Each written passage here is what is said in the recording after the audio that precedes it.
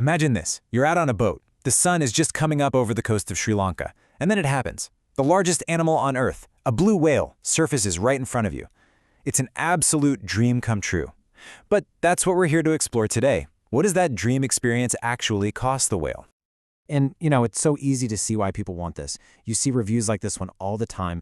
It just captures that magical, unforgettable moment with nature. That's the promise, and it's what brings thousands of people to Sri Lanka every single year. But here's the flip side. That perfect moment for us, it can be a moment of real stress or even danger for them. And that brings up a really tough question. How do we balance our desire for that incredible experience with the whale's fundamental need to just live its life? Okay, let's dive into this. First, to really get the dilemma, you have to understand why Sri Lanka is such a massive hotspot. It has just exploded as one of the best places in the world to see cetaceans, whales and dolphins, with tour boats launching from all over its coasts.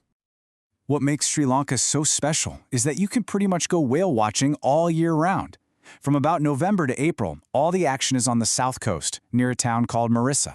But then, when the monsoon season shifts, the whole operation moves to the eastern coast, around Trincomalee, from May to October. This constant cycle makes the island a total magnet for marine tourism.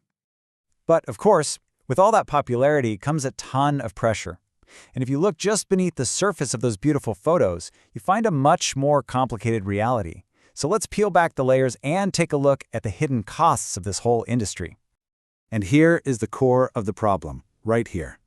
For the tourist, the goal is that unforgettable moment, the perfect picture, getting as close as you possibly can. But for the whale, the reality can mean being interrupted while you're trying to eat, being pushed out of your home, and, of course, the very real danger of getting hit by a boat. And that risk, it is absolutely not just a theory. A study in the Canary Islands, which is another big tourism hub, looked at whales and dolphins that had washed ashore. They found that over 10% of them showed clear evidence of being struck by a vessel. That is a staggering number, and it just shows you there's a lethal threat hiding inside what we think of as a harmless activity. And it goes way beyond just direct collisions. The research is pretty clear on this.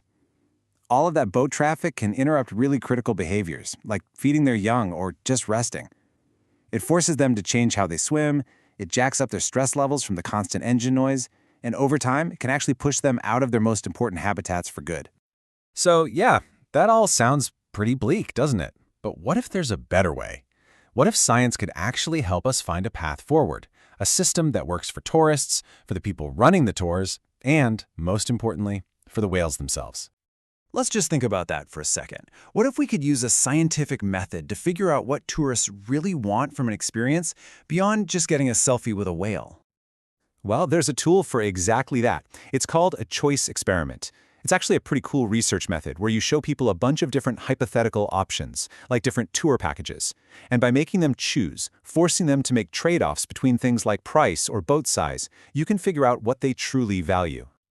So here's basically how it works, in 3 steps. First, the researchers figure out the key parts of the experience.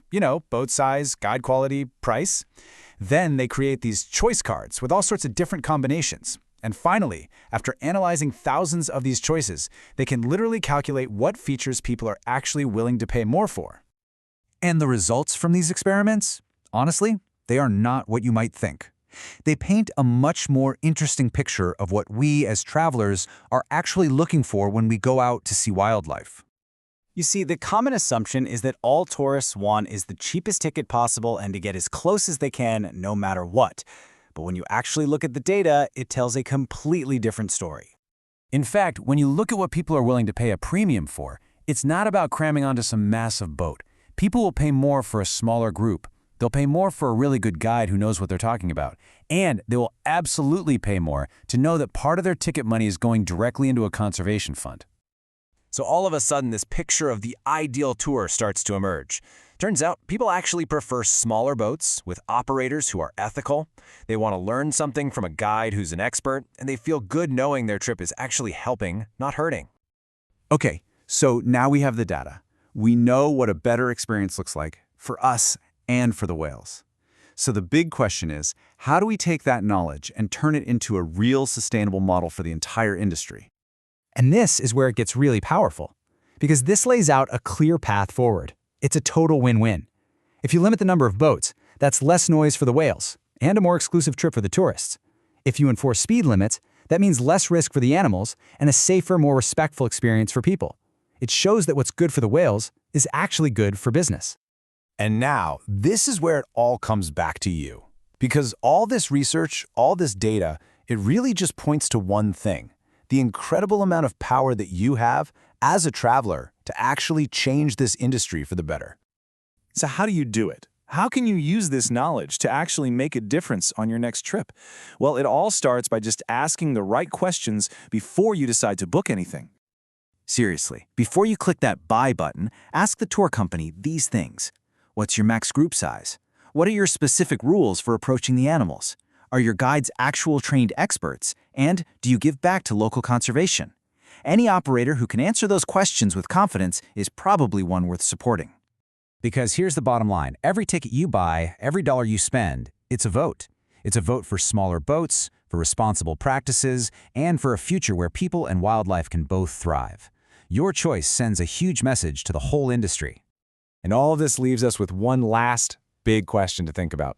As we all go out seeking these amazing connections with the natural world, we have to keep asking ourselves, is our desire just to see it going to be the thing that changes it forever? And as we've seen today, the answer to that question really is in the choices that we all make.